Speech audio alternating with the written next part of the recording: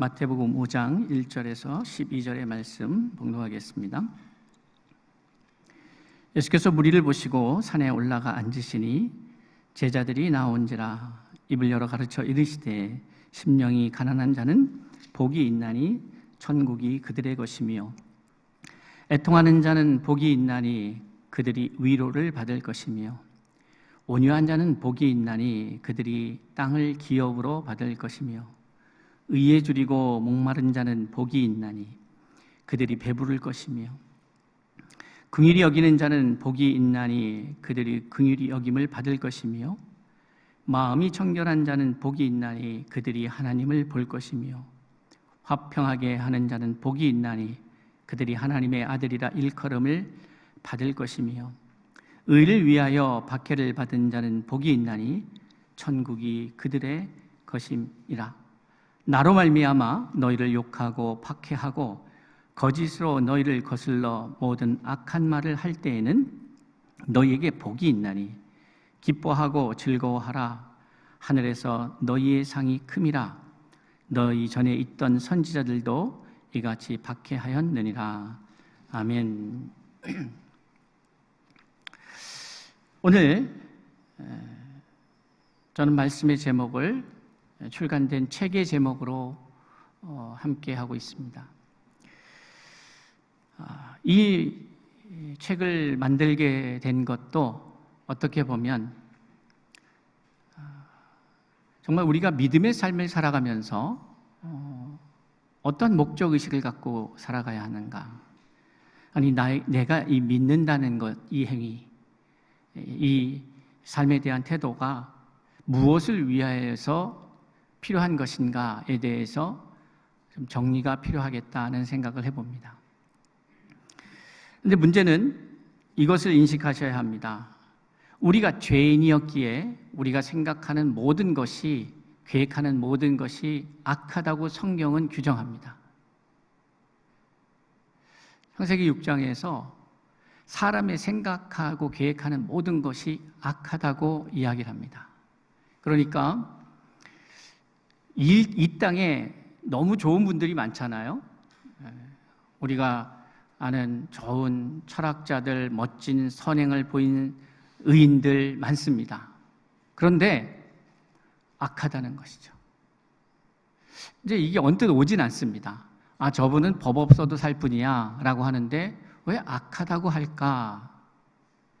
그러면 이제 여러분 조금만 생각을 하면 이렇게 물으셔야 합니다.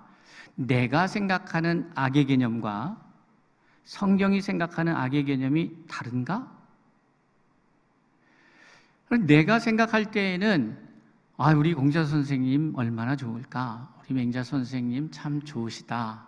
대단하신 분들이다. 또 우리의 주변에 보면은 예수 그리스도를 안 믿더라도 법 없이도 살 분들 많죠. 5월이 되면 또 여러분들 연등들이 많이 있고 보면 우리 석가모니께서 얼마나 깨달음이 깊어 정말 귀할까? 네, 그렇죠. 맞습니다. 그런데 그게 왜 악하다고 성경은 말할까?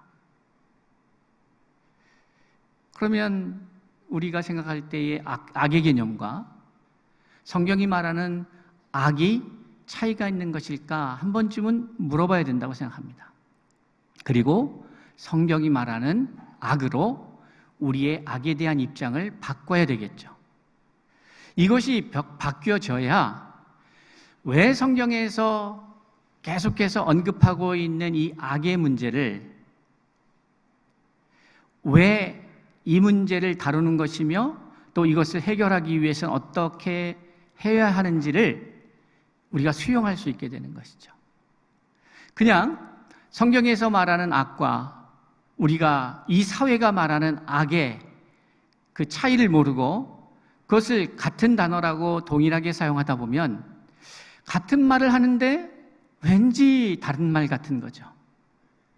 그러니까 사람들은 얘기를 하는 거죠. 야, 예수 믿는 너희들이 더 악할 때도 있더라. 야, 요즘 보니까 제가 어제 깜짝 놀랐죠. 이 젊은 청소년들, 젊은이들 가운데에 크리스찬의 그 기독교의 영향력이 3%라고 그러더라고요. 불교가 17% 영향을 받는 그 정도가. 이거는 너무 많은 변화를 겪은 거예요. 예전에 내가 그 교회를 다니지 않고 종교가 기독교가 아니더라도 어떤 이 기독교에 대한 존중이 있었습니다. 신뢰가 있었습니다. 그런데 지금은 그 신뢰가 땅에 떨어졌어요. 우리 믿는 사람들끼리 아무리 좋다고 얘기해도 안 믿는 사람들, 다시 여기서 말하는 안 믿는 사람들이라고 하는 것은 제 입장에서는 이런 의미로 쓰는 겁니다. 앞으로 우리가 복음을 전해야 할 사람들, 대상자. 그 대상자들의 인식이 이렇다면 우리는 좀 더 어려움을 겪을 거다. 그리고 지금의 교회의 현실을 보면 그것이 틀린 말이 아니라는 것을 우리는 쉽게 이해할 수 있다. 자, 그런 상황에서 우리는 왜 여전히 예수를 믿어야 하는가?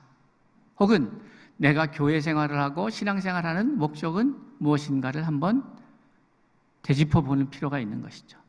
왜냐하면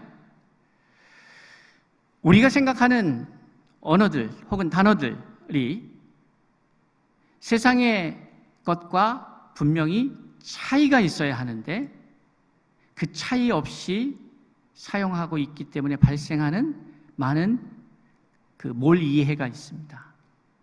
이해가 다른 거예요. 그러니까 주장을 해도 접점을 찾기가 어렵죠.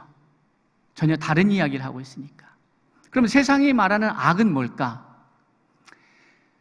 세상에서 말하는 악은 여러 측면에서 이해하지만 먼저 이해할 수 있는 게 세상이 합의에 의해서 만들어진 법에 위반되는 것을 악이라고 말하기도 합니다. 두 번째는 윤리적 관점에서, 이게 꼭 법에 정해져 있지는 않지만 윤리적 관점에서 그 사회가 오랫동안 지속되어 오면서 만들어 놓은 그 윤리, 사회 윤리에 어긋날 때에 저 사람 참 악하다 이렇게 이야기할 수도 있습니다. 근데 성경은 어느 때 악하다고 그럴까요? 이게 되게 중요한 포인트인데요. 근데 사실은 어떤 것이 악하다이기 전에 그렇게 접근하는 게 좀 어렵다면 이렇게 한번 생각해 보시면 어떨까요? 그 악의 결과가 무엇일까? 악은 결국에는 사망으로 이끌어가는 것이 악입니다. 결국 사람을 죽게 만드는 게 악한 거예요. 그러니까 창세기 6장에서 사람의 생각하고 계획하는 모든 것이 악하다라고 말씀하신 그 근본적인 이유는 죄인들은 결국은 사망하게 되어 있습니다. 그런데 이것으로부터 사람들이 이 땅에 사는 모든 착한 행위, 예의 바른 행위, 관습에 어긋나지 않는 행위 아무리 해도 그 사망을 벗어날 수가 없기에 악한 것이에요. 사망이 악한 것이에요. 결국 죄의 삭은 사망이에요. 결국은 그렇게 되는 거죠. 그러면 선은 뭐냐? 생명이죠. 그러니까 여러분, 선한 일이라는 것은 살리는 일이에요. 지금 말씀 전하기 딱 좋은 시대입니다. 지금 목회하기 참 좋은 시대예요. 왜냐? 다들 아프니까. 다들 힘드니까. 그러니까 우리는 딱 하나만 갖고 있으면 돼요. 생명. 그 생명만 있으면 그 생명을 요구하고 원하는 사람들이 이 땅에 너무 많은 거예요. 그래서 그 생명력이 있는 현장, 그것이 필요한 시대가 되었어요. 이제는 어떠한 의식, 어떤 규례, 어떠한 법, 이것을 뛰어넘어서서 나를 살릴 수 있는 게 무엇인가를 찾고 있는 게 이 시대입니다. 그런데 문제는 뭐냐?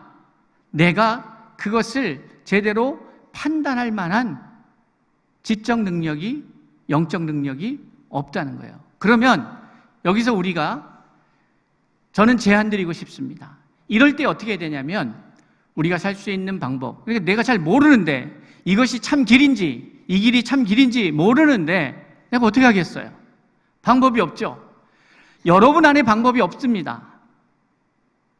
없어요. 왜냐하면 내가 잘 믿는다고 했는데 가만히 냉정하게 따져보면 하나님의 기록된 말씀 속에 나타난 하나님의 사람들의 삶이 나의 삶이 안 되고 있다는 거예요. 우리는 전제가 있습니다. 하나님의 은혜로 살아간다고 얘기를 해요. 그러니까 그 개념 속에는 하나님으로부터 주어지는 거지 내가 쟁취하는 게 아니라는 거죠. 내가 쟁취하는 게 아니라 은혜는 주어지는 거예요. 그러면 우리는 하나님은 이미 우리에게 주셨다고 말하고 주실 마음이 커서 아들을 주시기까지 다 오픈하셨어요. 자, 하나님의 입장에서는 다 오픈하셨고 이미 행하셨어요. 그러면 왜 이게 문제가 될까를 생각해 봐야죠. 그것은 우리가 이게 하나님으로부터 온 건지 아니면 어느 정도가 하나님의 사람의 권리인지 어떻게 살아가야 하는지에 대한 판단 능력이 없다는 겁니다. 모든 사람이 그렇다는 얘기가 아니라 예수 그리스도를 만나기 전에 우리는 그렇다는 거예요. 그런데 예수를 만나면서 이것이 바뀌어 가는 거죠. 자, 그런데 그러면은 그런 상태에 우리가 어떻게 해서 조금씩 앞으로 나아갈 수 있는가? 유일한 방법이 하나 있습니다. 그것은 갈급한 거예요. 목마른 사람이 뭘 파요? 우물 파죠. 어떤 이에게는 우물 파는 일이 자기의 인생을 건 일이 될 수도 있는데 어떠한 사람에게는 왜 저 짓을 할까? 할 수도 있는 거죠. 그 차이는 뭐냐? 갈증이 있는 사람. 해갈의 욕망이 큰 사람은 어떻게든지 물을 찾으려고 해요. 그러나 자기는 목마르지 않다고 생각하는 사람은 굳이 우물을 팔 필요가 없는 거죠. 자, 우리가 하나님은 이미 예수 그리스도는 십자가에 죽으셨지 앞으로 죽으실 게 아닙니다. 예수 그리스도, 하나님이 예수 그리스도를 통하여서 우리 인류 가운데 주신 구원 사역은 이미 완성되셨습니다. 믿으십니까? 그건 이미 이루어졌죠. 그러니까 우리가 잘하면 그것이 예수가 다시 한번 죽어서 내가 복음을 받고 이런 게 아니지 않습니까? 그러니까 하나님이 하실 일은 이미 하나님은 하셨다 이 말이에요. 그러면 이것을 우리가 못 누린다는 것은 하나님 측의 문제가 아니라 우리의 문제다. 그런데 우리가 죄인으로 하도 살다 보니까 이것을 감지하거나 분석하거나 제대로 탁월하게 선택할 수 있는 역량 자체가 만들어지지 않은 거죠. 그때 할 수 있는 게 뭘까?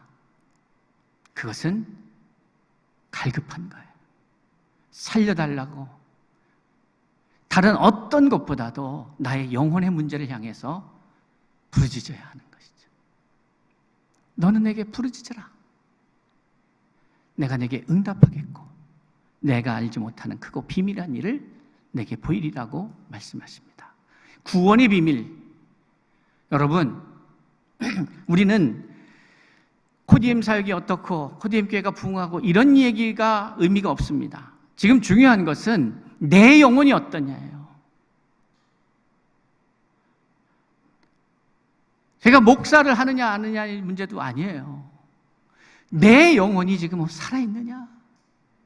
내 영혼은 만족하고 있느냐? 내 영혼은 독수리가 날개침같이 비상하고 있느냐? 사실 이것이 가장 중요한 문제죠. 그것보다 더 중요한 것은 없습니다, 여러분에게. 그러니 다른 모든 것보다도 그것을 관심을 갖고 그것에 정진해야 되는 거죠. 누구를 위해서가 아닙니다. 나 자신을 위해서예요. 그리고 내가 바로 서야 내 가장 가까이 있는 사람이 편안합니다. 내가 불안하면 함께 있는 사람들이 힘들어요. 그러니 여러분이 해야 될 모든 이 인류를 위해서 해야 할 가장 시급하고 가장 중요한 문제는 내가 믿음 안에서 서는 것입니다. 그러니 거기서부터 시작해야 되는 거예요. 선생되기를 두려워하라고 성경은 가르칩니다. 참 어렵습니다. 참 두렵습니다. 제가 할 수 있는 일은 그런 것 같습니다. 나 하나 반듯하게 복음 안에서 그렇게 복음을 누리며 살아가는 것, 그것이 가장 중요한 복음 전도다. 하나님의 때를 기다릴 줄 아는 믿음도 필요합니다. 저는 이번 사역을 준비하면서 올해 들어서 이 하나님의 때에 대한 기다림이 얼마나 힘든지도 알고, 그러나 결국엔 그렇게 기다릴 때 역사가 일어나는 것을 경험하게 됩니다. 예수님은 저와 여러분이 어떠한 사람이 되었으면 하는가를 명확하게 말씀하여 주셨습니다. 그리고 당신이 이 땅에 오신 목적도 우리에게 분명하게 말씀하여 주셨습니다. 그리고 예수님의 사역 방식은 무리를 대상으로 한 사역 방식이 아니었습니다. 갈급한 한 사람을 위하여 굳이 찾아가시는 방식이었습니다. 이해가 안 되는 것이죠. 오늘도 우리 하임띠어러 사역팀은 부평 남북교회에서 사역을 하러 갔습니다. 다음 주에는 시흥중앙교회에서 있습니다.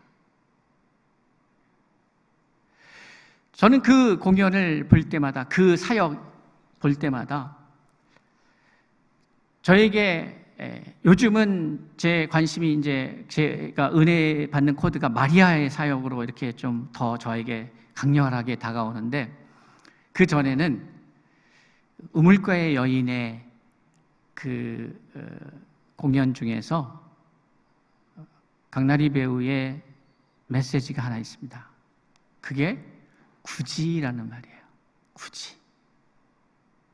왜 하나님은 굳이 나를 만나러 오셨을까? 굳이 여기까지.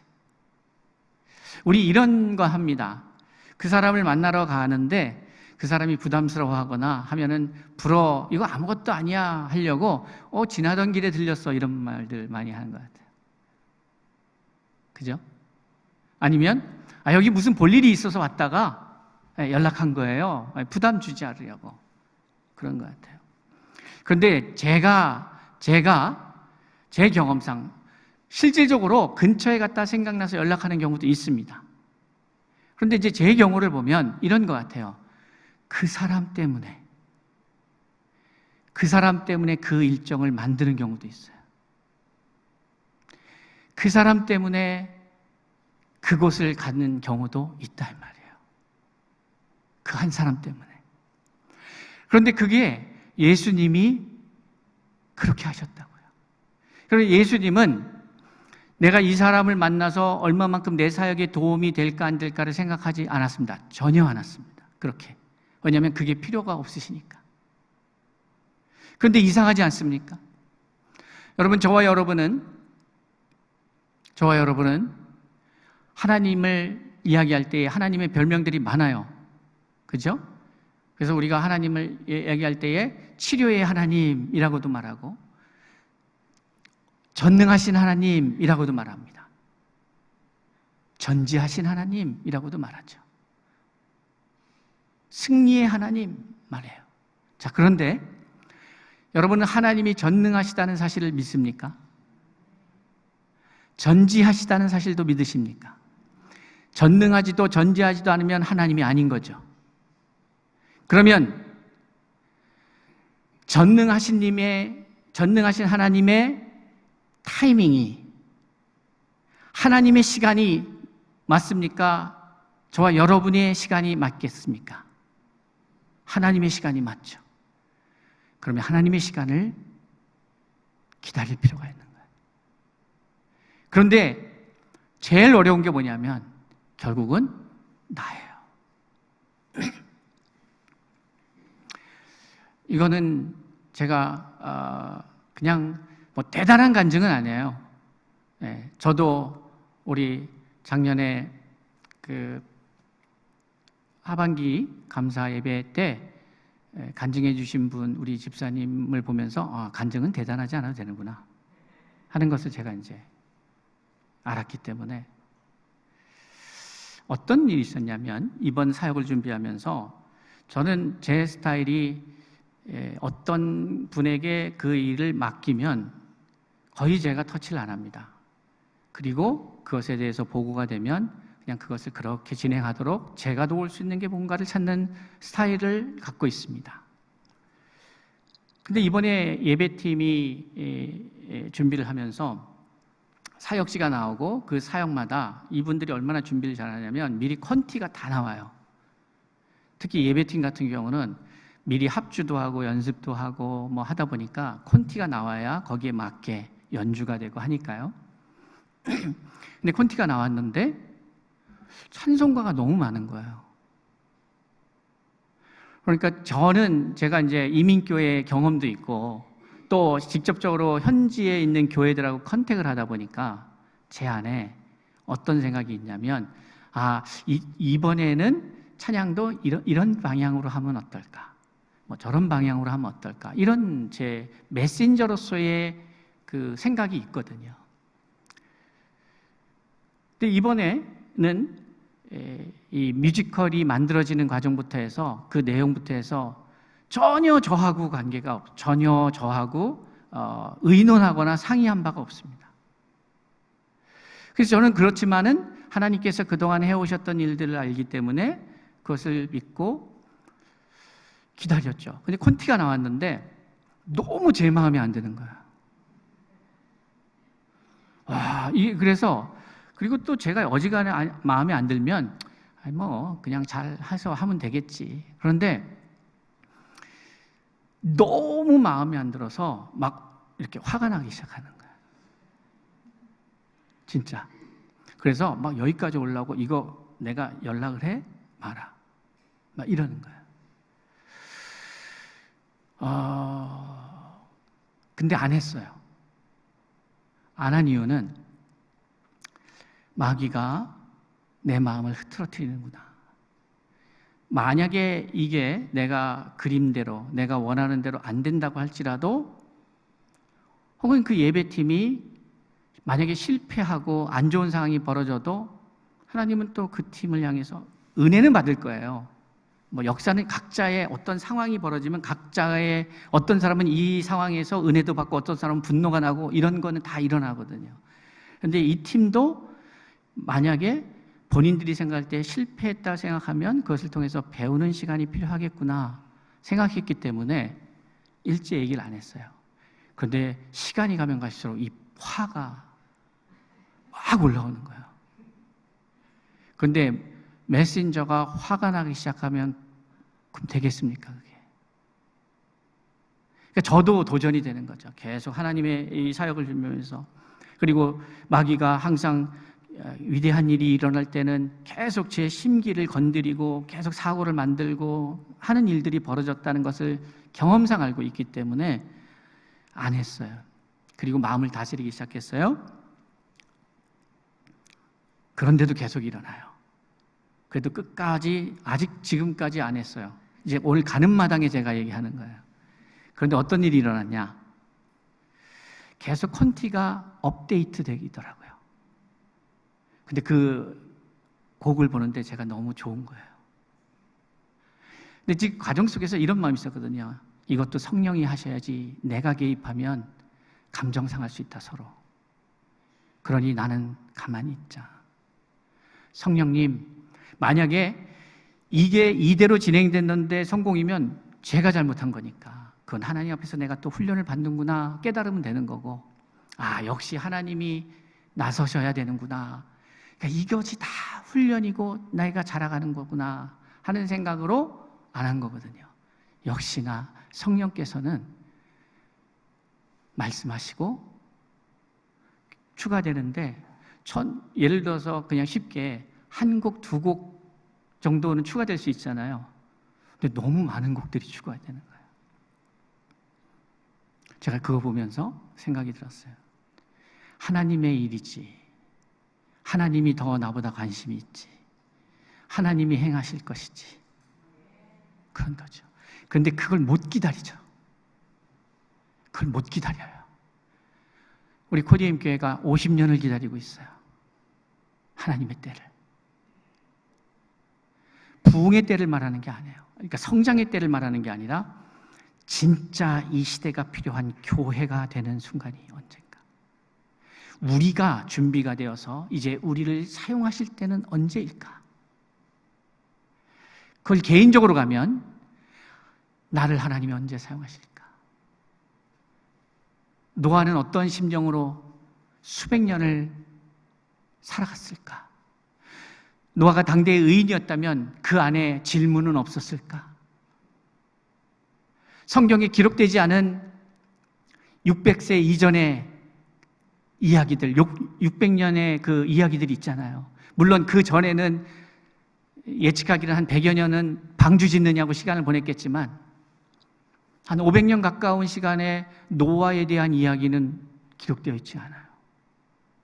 그러면 그 노아는 그 시간 속에서 우리는 노아 하면 생각나는 게 노아의 방주밖에 없는데, 그러면 그 인생은 어떻게 보면 방주를 지러 온 인생인데, 그 방주가 지어져서 다 내가 옳았지 하는 그 시점이 오기까지 노아는 어떠한 생각으로 그 수많은 시간을 기다렸을까? 여러분, 노아만 그럴까요? 여러분은 그렇지 않으세요? 여러분은 기다리고 있지 않아요? 언제 내 때가 올까? 언제 내 시간이 올까? 뭐 대단한 게 아니라 내가 살아야 될 삶은 언제 어떠한 모습으로 내게 주어질까?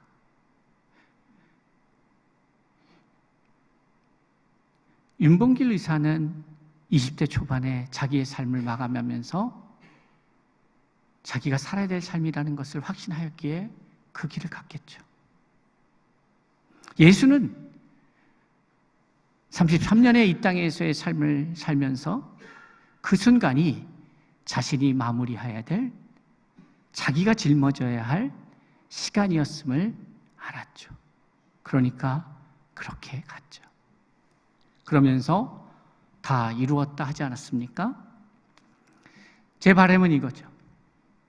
세상 사람들은 자기의 기준과 자기의 잣대로 나를 판단하고 나를 심판하고 나를 정죄할 수 있습니다. 그러나 그것을 두려워하지 마십시오.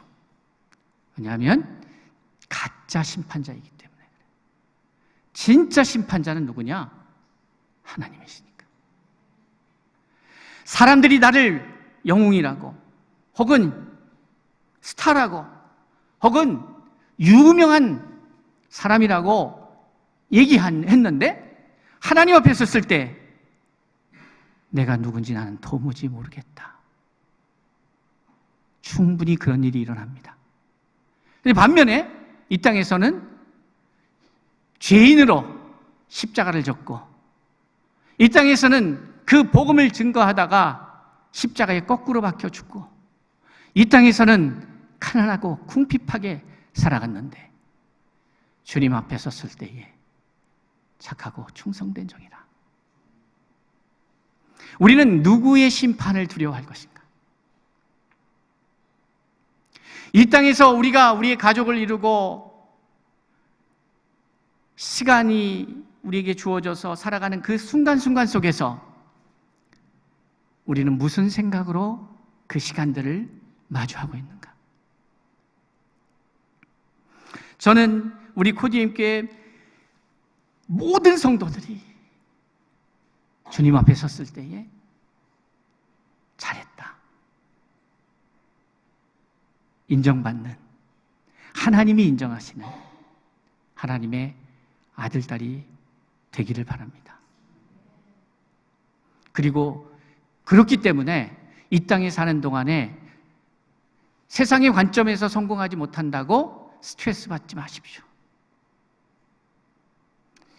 하나도 아쉽지도 않고 부럽지도 않고, 우리는 영원한 하나님의 나라의 백성답게 그것을 소망하며 하늘의 것을 구하는 자로 살아가야 합니다.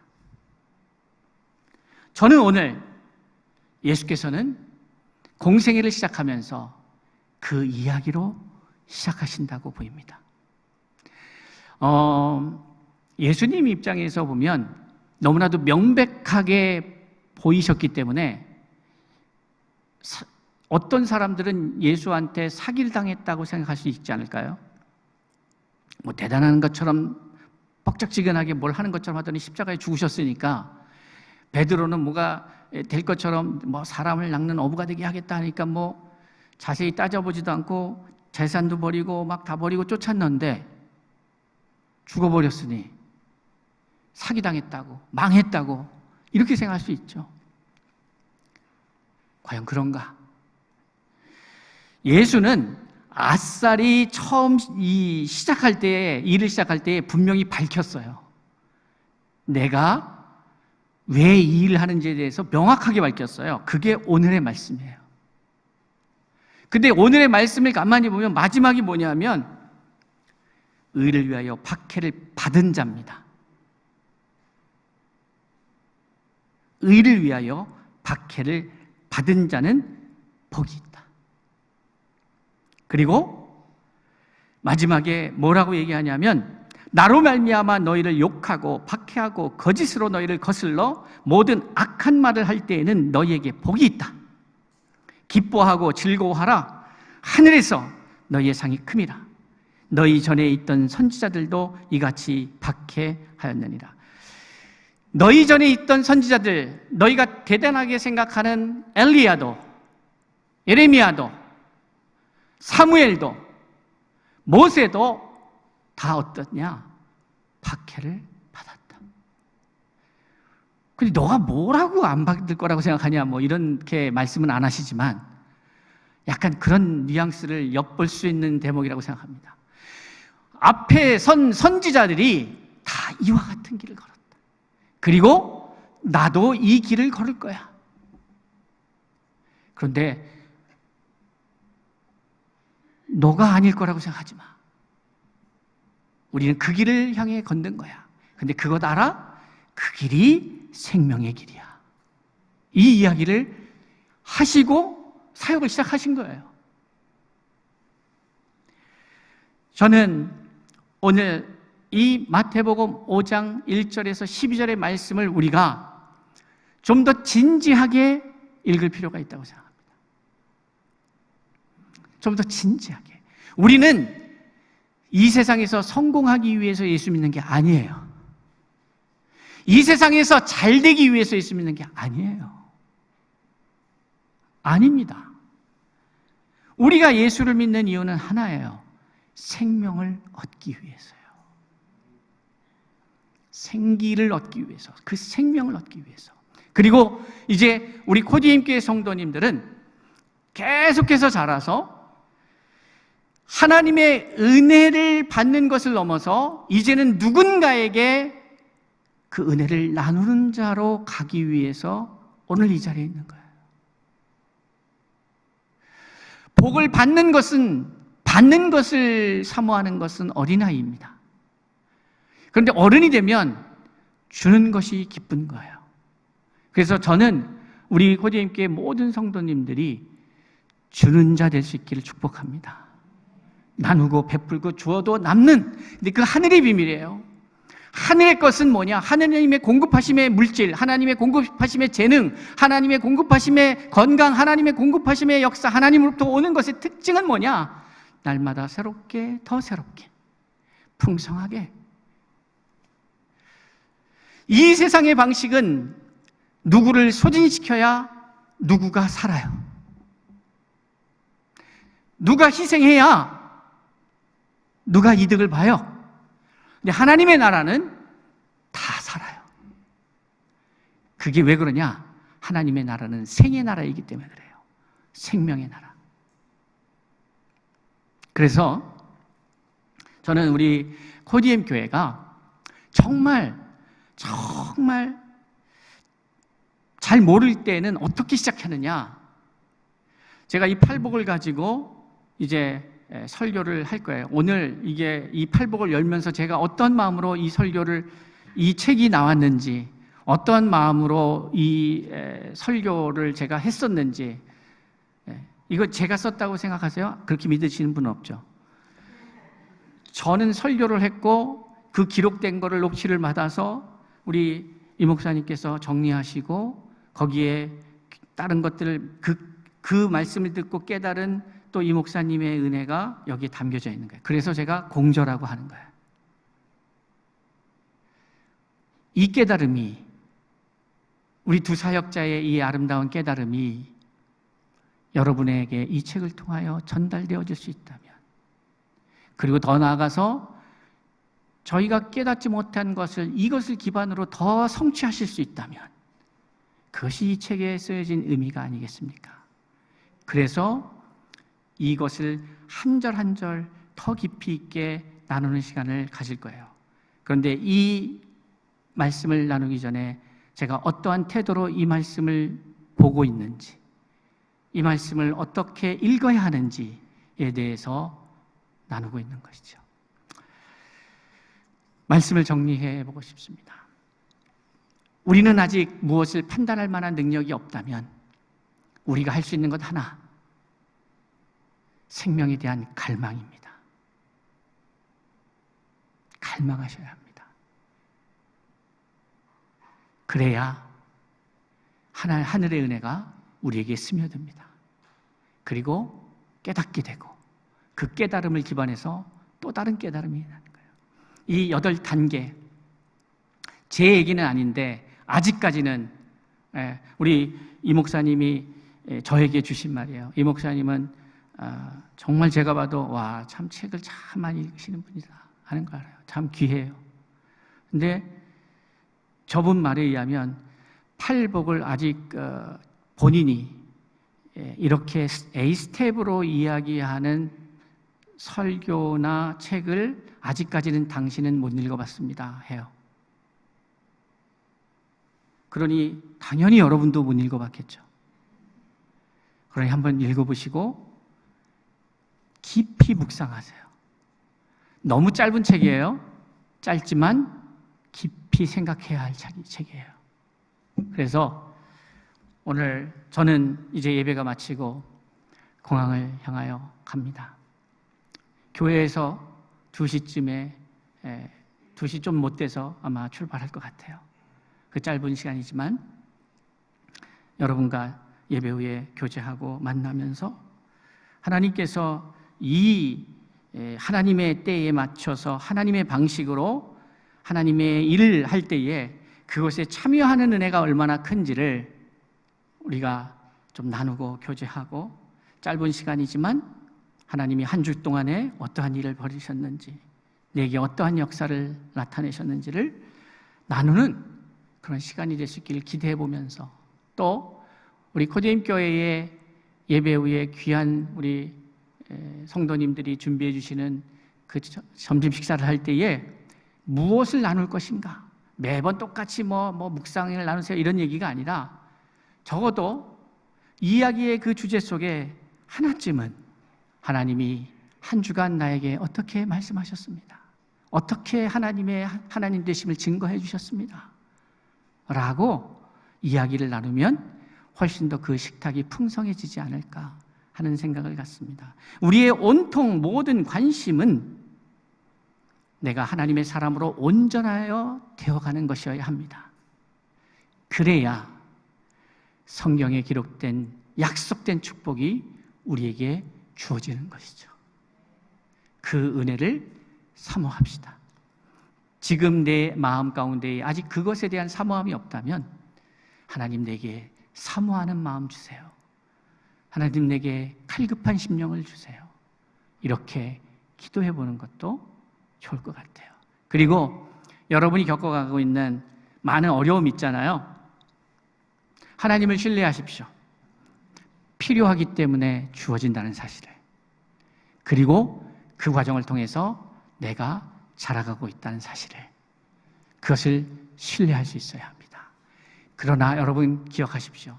주님, 내게 희락을 회복해 주세요. 내게 평강의 은혜를 주세요. 하나님의 말씀에 충만함을 주세요. 라고 그렇게 생각하고 결정하고 해보십시오. 지금 실질적으로 내 마음에 그런 열망이 없다 할지라도 말씀을 듣고 하나님 내게 말씀에 대한 갈급함을 주시고 하나님의 평강을 경험케 하여 주시고 하나님 내게 인생의 희락을 회복하여 주십시오. 그러한 은혜가 우리 모두에게 있기를 주의 이름으로 축복합니다. 기도하겠습니다. 아버지 하나님,